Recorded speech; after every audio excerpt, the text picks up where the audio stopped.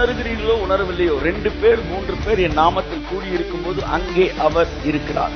நீங்கள் உண்மையற்றவர்களாய் இருந்தாலும் அவர் உண்மையுள்ளவராய் இருக்கிறார்.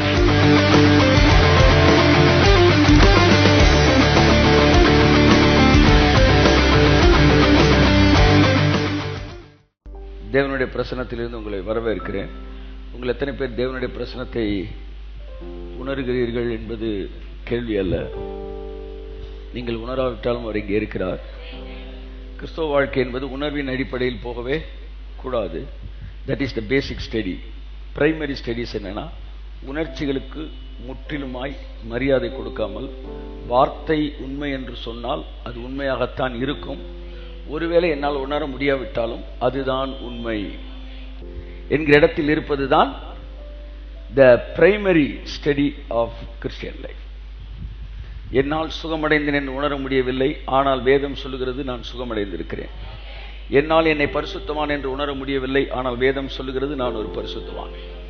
என்னால் நான் ஆசீர்வதிக்கப்பட்டிருக்கிறேன் என்று உணர முடியவில்லை, ஆனால் வேதம் சொல்லுகிறது என்றால் அது உண்மையாகத்தான் இருக்க வேண்டும். நான் ஆசீர்வதிக்கப்பட்டுத்தான் இருக்கிறேன்.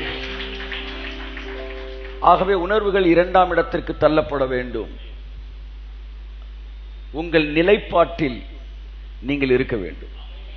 ஆவியிலே ஒன்று நடந்திருக்கிறது, அதை நீங்கள் புரிந்து கொள்ள முடியாவிட்டாலும் அதுதான் நிலைப்பாடு.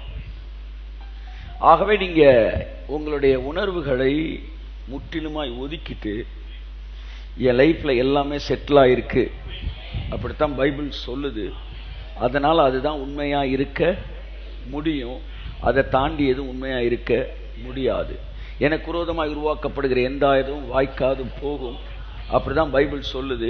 இருப்பது போல எனக்கு தெரிகிறது, ஆனால் உண்மை என்றால் என்னவென்றால் அது வாய்க்காமலே போகும் என்பதுதான். The more you ignore the feelings will subdue itself and it will follow you.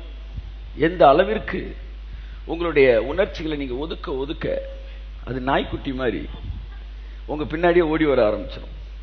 Second standard, நீங்கள் நிலைப்பாட்டிலே நிற்கும் போது உங்கள் ஆத்மா அதை உணர ஆரம்பிக்கிறது. அப்பொழுது அது உறுதிப்பாடாய் மாறுகிறது. உறுதிப்பாடு இல்லாட்டினா கூட முதல் நிலைப்பாட்டில் நீங்க நிக்கணும். நான் சுகம் அடைந்து இருக்கிறேன், நான் ஆசீர்வதிக்கப்பட்டு இருக்கிறேன், நான் பரிசுத்தமானாக்கப்பட்டு இருக்கிறேன், நீதிமானாக்கப்பட்டு இருக்கிறேன். இதுதான் நிலைப்பாடு. எனக்கு உறுதிப்பாடு இல்லை, ஆனா நிலைப்பாட்டிலே நான் நிற்கிறேன் என்று சொல்லும் போது உங்கள் ஆத்துமா அதை உணர ஆரம்பிக்கிறது. அப்பொழுது உறுதிப்பாட்டுக்குள் வருகிறீர்கள்.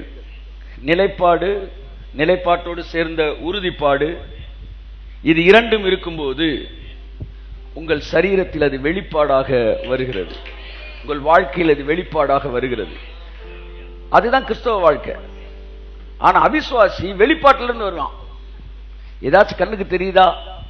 வெளிப்பாடு, அப்புறம் உறுதிப்பாடு, இதையெல்லாம் வச்சு இதுதான் நிலைப்பாடு, அப்படி வரான். ஆனா நம்ம வேத வசனம் சொல்லுகிற நிலைப்பாடு, ஆத்துமா கொடுக்கிற உறுதிப்பாடு, வாழ்க்கையில் வருகிற வெளிப்பாடு. ஆகவே whether you feel it or not, நீங்கள் உணர்கிறீர்களோ உணரவில்லையோ, 2 பேர் 3 பேர் என் நாமத்தில் கூடியிருக்கும் போது அங்கே அவர் இருக்கிறார். நீங்கள் உண்மையற்றவர்களாய் இருந்தாலும் அவர் உண்மையுள்ளவராய் இருக்கிறார்.